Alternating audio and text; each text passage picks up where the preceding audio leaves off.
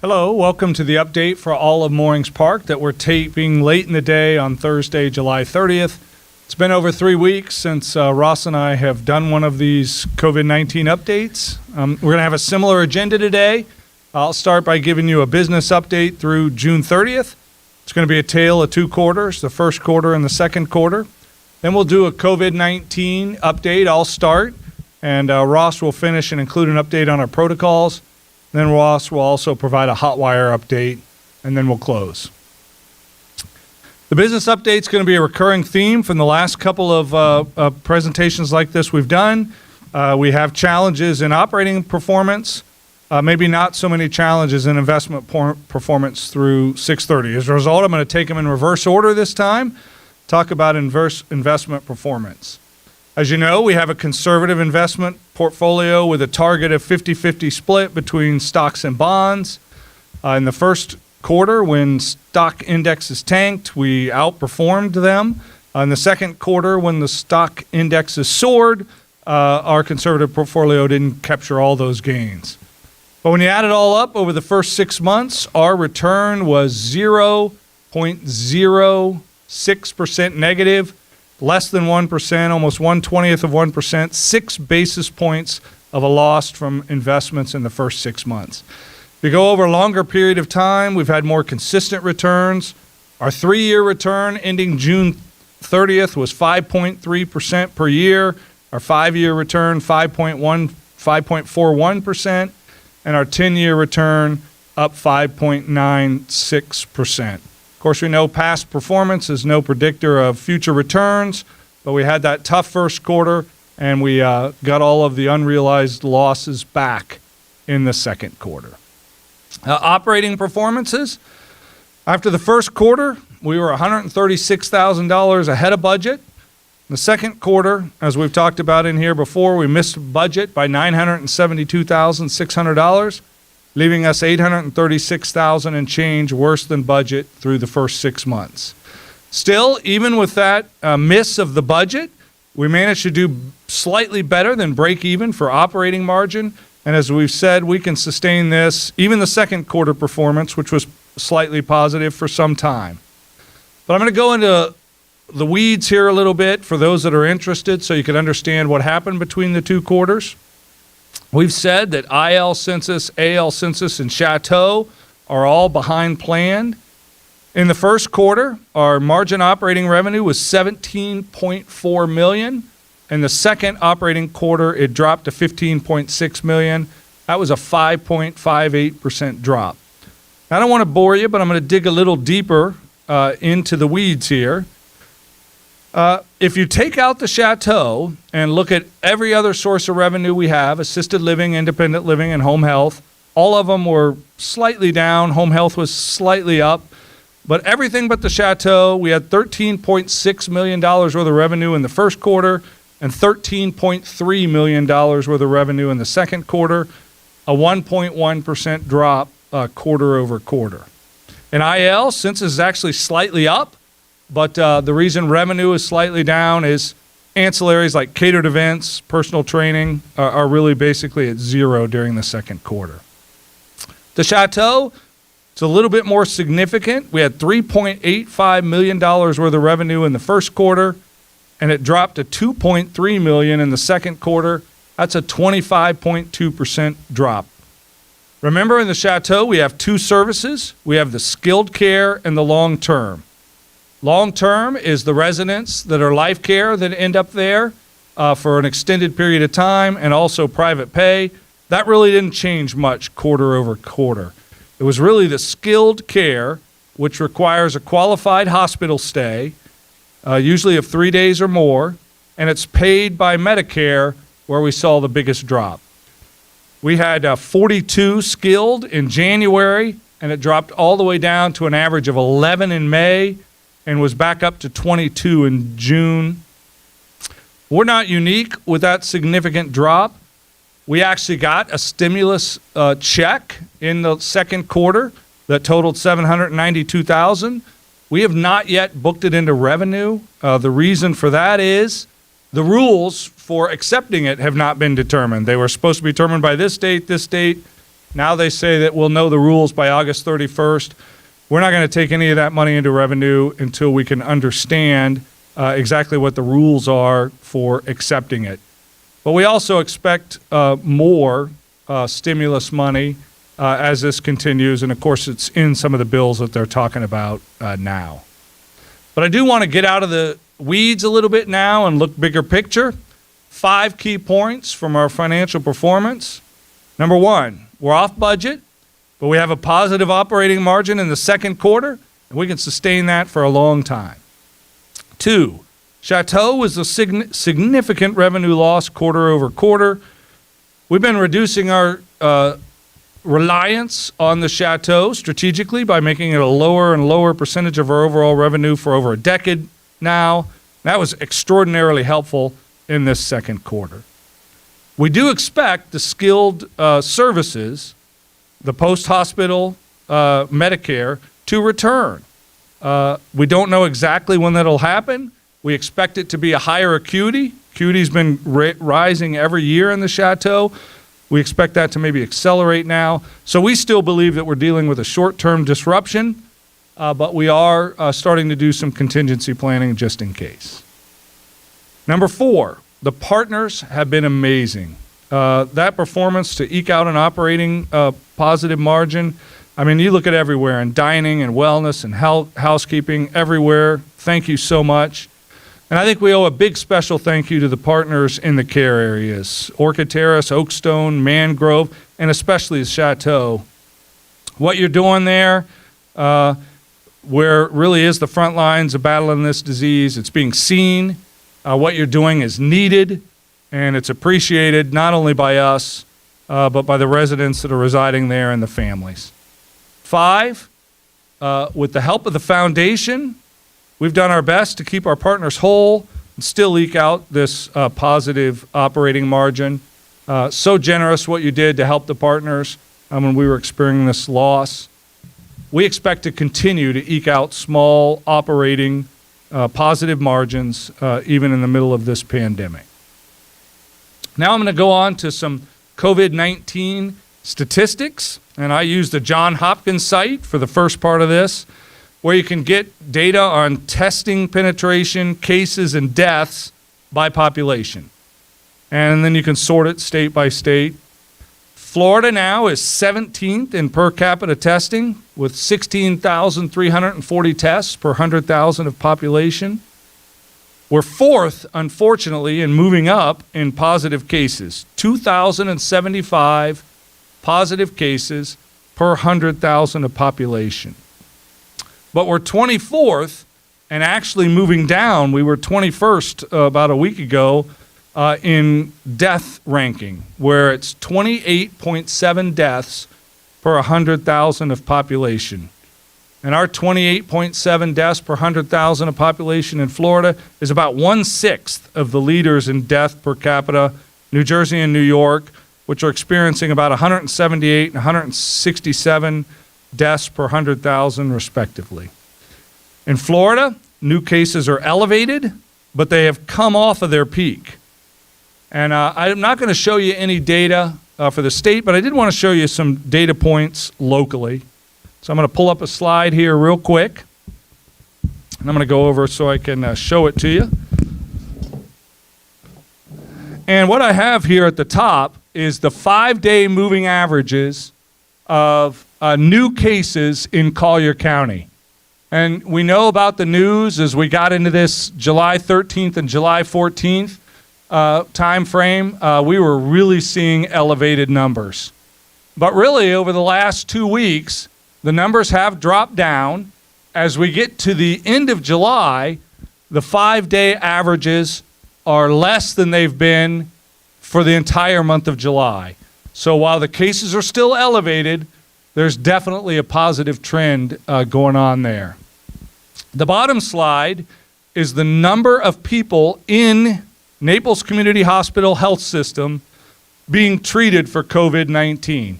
And you can see it mirrors the top slide exactly, peaking about 2 weeks ago, where there are 144 people in the hospital getting treated for COVID-19. At this time, we were down to about 10% capacity in beds at Naples Community Hospital and about 10% capacity in the critical care areas. But similar to the pattern up top, as of just earlier this morning, 103 cases, and again, dropping off to being close to the low points for all of July. Still elevated from April, May, and June, but a definitely encouraging trend there. In the critical care areas, NCH, as of today, is up to 40% capacity. So the capacity has gone over the last 2 weeks from 10% capacity to 40% capacity. Those are very positive trends here locally. What does all that mean? It means that we need to remain cautious. The numbers are down, but they're still elevated. We need to keep our protective policies in place. We know that this has been a long haul, but we'll continue to lead with safety. We're going to open up as we can. Ross will give you what I think will be some good news for some of you in our protocols in a minute. But please be considerate to your neighbor. Wear your mask. Take precautions. Wash your hands. And let's do our part in seeing those numbers continue to go down. Before I turn it over to Ross, I'm going to touch on two more topics. The first is going to be the vaccine. We are now heavily engaged in the vaccine. We're lobbying already to be a priority for receiving the vaccine when it's available. We're doing that not only as Moorings Park, but with our trade agencies as well. And I think there's some encouraging news there as well. 2 vaccines, as you may be aware, have entered the final stage of testing. And they're by Moderna, if I say that right, M-O-D-E-R-N-A, and by Pfizer and BioNTech. The Moderna vaccine is a 2-dose, similar to like the shingles vaccine is. The Pfizer is a 1-dose. The government, which we're lobbying to be early on the list there, just made a contract with Pfizer to buy 1 million doses in October for $2 billion. And Moderna is already manufacturing this virus. They're confident in their results in the last stage, willing to take that risk. We won't know, though, for another 60 days on either of those. And then there's 2 other providers right behind them. Oxford and AstraZeneca is planning on going into phase 3 in August, and Johnson & Johnson is planning going on phase 3 in September. We're already, as I've said, actively engaging and try to get on those priority lists. If you can help us in any way, let us know. I'm going to go on to testing before I turn it over to Ross. And as you know, we have vigorously increased our testing. In the last 2 weeks, we've conducted over 600 tests here at Moorings Park. Our positivity rate is 2.3%. That means our positivity rate on the 2,000 of tests we've done over the last several months is falling down to 2.6%. We did have 2 machines on order where we could even enhance and increase our testing capacity. And we got bad news on one of those. We had ordered the Quidel Sophia 2 machine, and it was scheduled to be here by the end of July. That is now not going to happen, and I'll tell you why in a second. And we have ordered the CFID Gen Expert Express. The Quidel machine is 94.5% accurate, results in 15 minutes, fluorescent blazed. The CFID machine has 45-minute results, 98.6% accuracy overall, and a very good positive percentage agreement. It's scheduled to be here the first week in September now. So the reason that our Quidel Sophia 2 order got canceled, as I'm sure you saw in the news, that the government has decided to buy machines and send them to nursing homes. They picked two machines. One was the Quidel Sophia 2, and the other is a device called the BD, as in Boy David, Veritor, V-E-R-I-T-O-R. And when the government entered that contract with those 2 providers, Quidel canceled all their small orders. Ours is a small order. It may come now, we're being told, early September as well. So it could be that long before we have a machine to increase our testing capacity. Still, we're doing tests every week. We're doing the care areas by the state program, and every other resident is subject to testing on a regular and occurring basis so that we get through everybody over just a couple of month period. We've also been studying very closely the development of pool testing and how it could be utilized here at Moorings Park. The problem right now is without our machine and the vendors that we've told you about that we're using, it's a 2 or 3 day turnaround.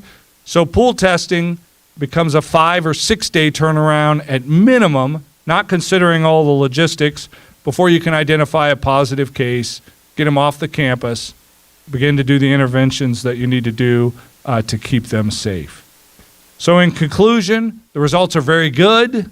The numbers are decreasing in positive rate, and yet still we're increasing our testing, conducting, and capacity each and every week. With that, I'll turn it over to Ross so he can go into some more details on our COVID-19 protocols.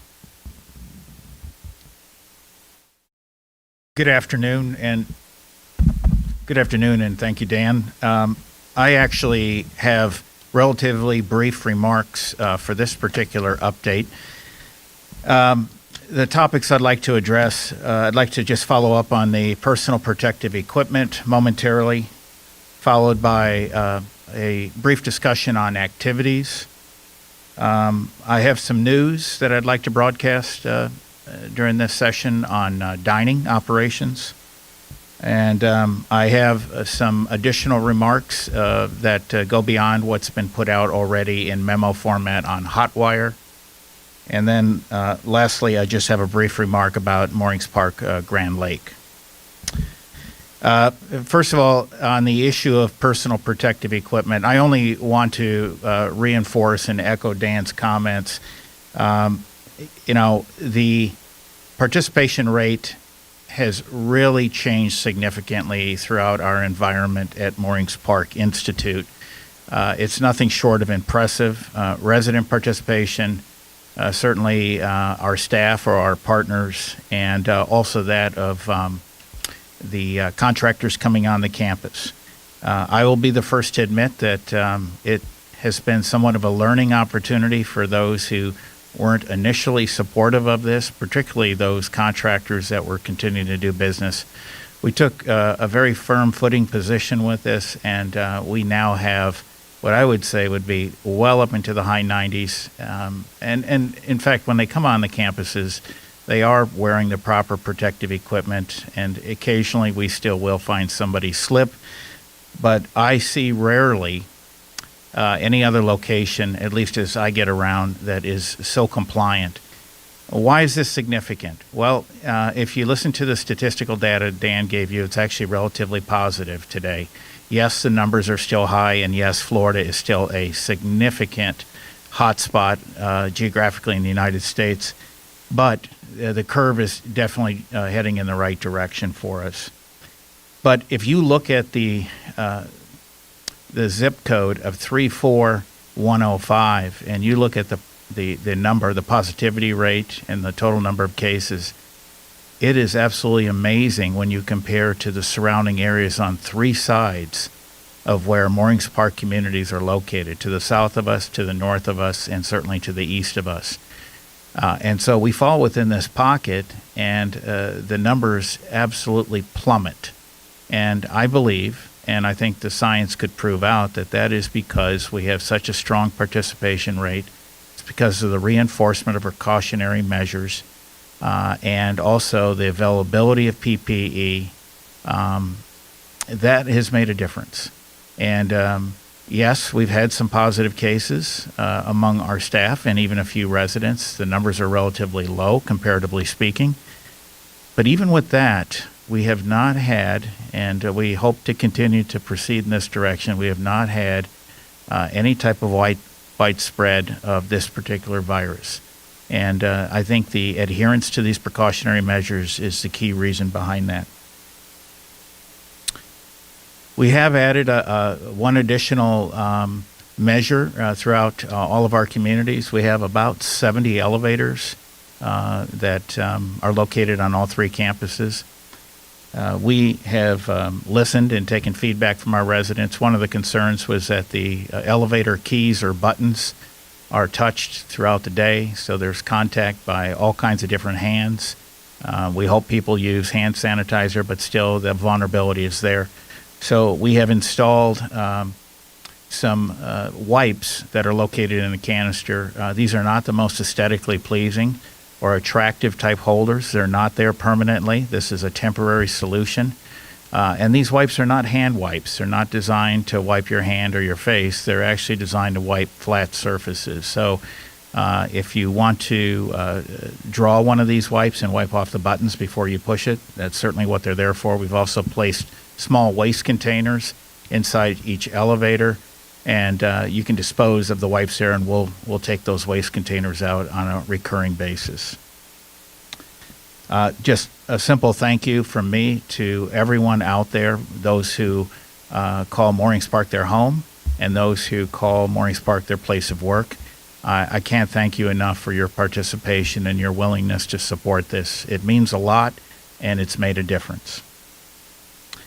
On the issue of activities, we're still running with a maximum of 20, no more than 20 persons engaged in any single event, and that's, of course, if social distancing can be maintained, and that's also while our residents are wearing protective facial covering. However, there's been a strong request and a demand from our residents that swimming is during the daytime is just not enough. And we can recognize that because if you look at the size of our classes and the hours available, we could not fulfill the expectation. So we heard you loud and clear. We've already implemented this over at our Moorings Park Gray Oaks campus, and now we're implementing it here at the Goodlet Frank or original campus. And that is to open up the swimming in the evening and also on weekends. Now, we still have an expectation, as I'm sure you do, to maintain a social distance. If you're sunbathing, continue to wear the mask. If you're coming to or leaving, please cover your mouth. But while you're in the pool, of course, that's not necessary. On the topic of dining, probably one of the aspects of dining that has been missed so much by the residents is the social connectivity, the interaction with friends, neighbors.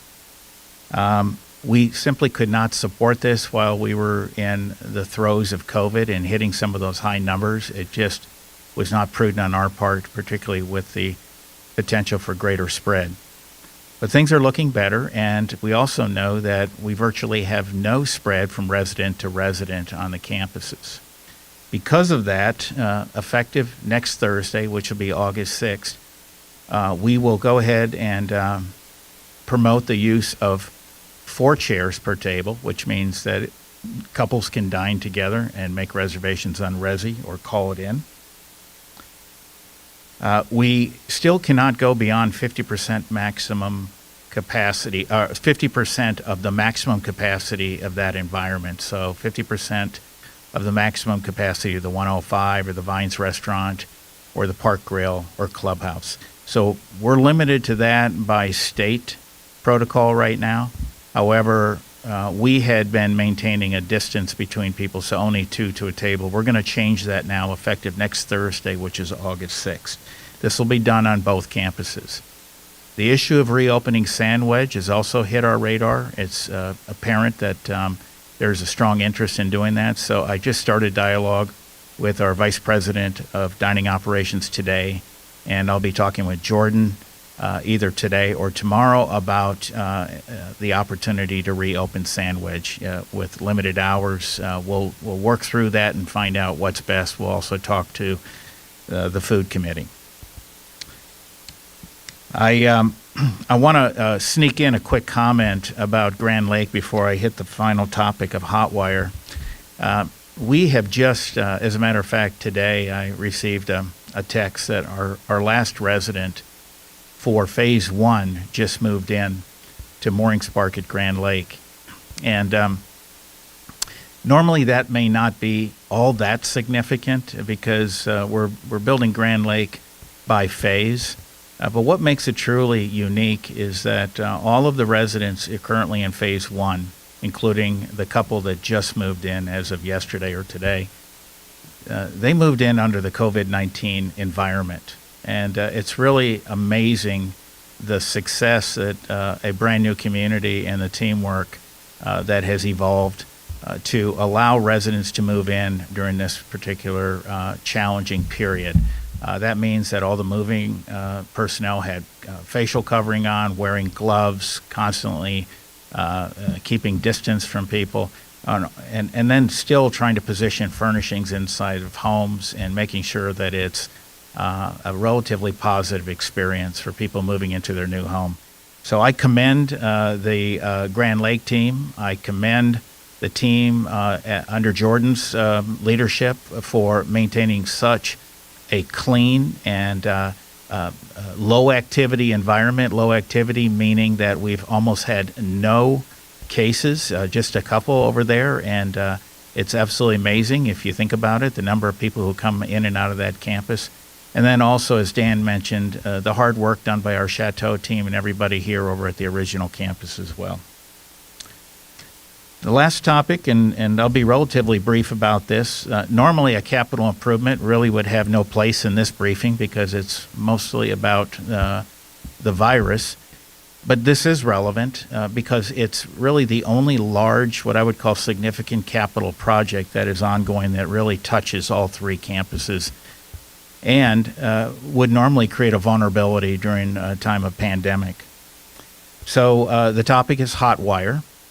And of course, we know that Grand Lake was the first to go, and it was relatively easy because it was brand new development. And we started off with the installation of hot wire. There was no conversion. However, I'm very pleased with the progress that's been made over at Gray Oaks. We learned today that there's only a relatively small number of apartment homes that still remain for their initial hookup. We do have the penthouses outstanding and also the common areas of Grand Lake, and then there's still that small number that remain in A through L. There has been a request for some additional training or education from Vision to residents over at Gray Oaks, and we're feeding that need right now through Hotwire, and the initial reports I'm getting back is it's well received.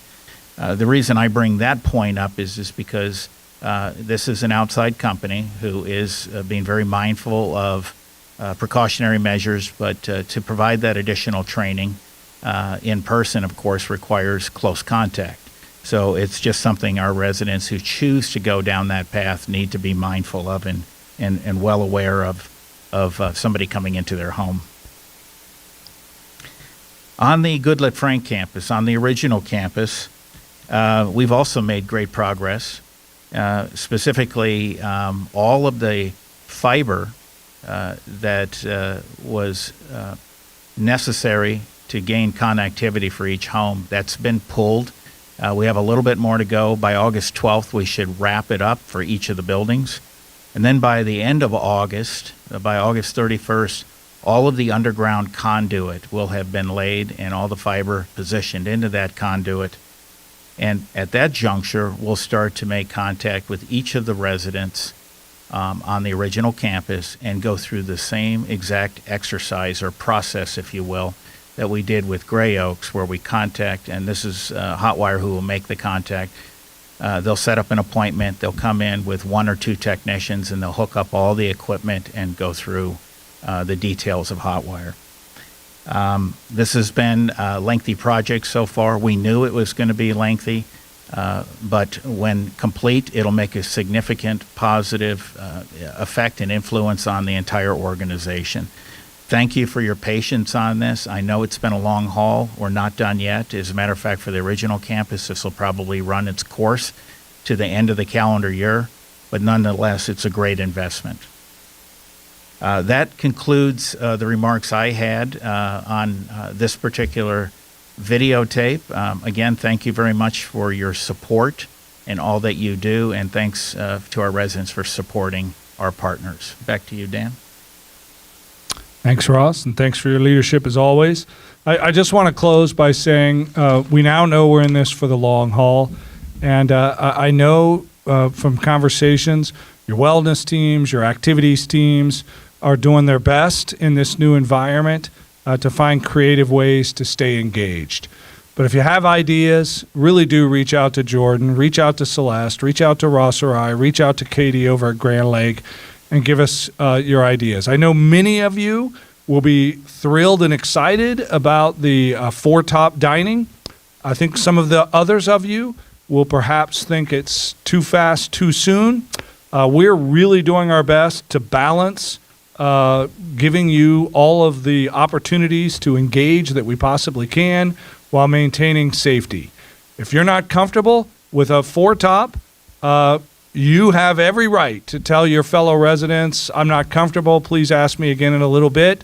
If you're excited to, we're excited to welcome you and do it as safely as we possibly can. Thank you for all you've been doing during this difficult time. Be considerate to your neighbor, stay safe, exercise all these practices. Thank you.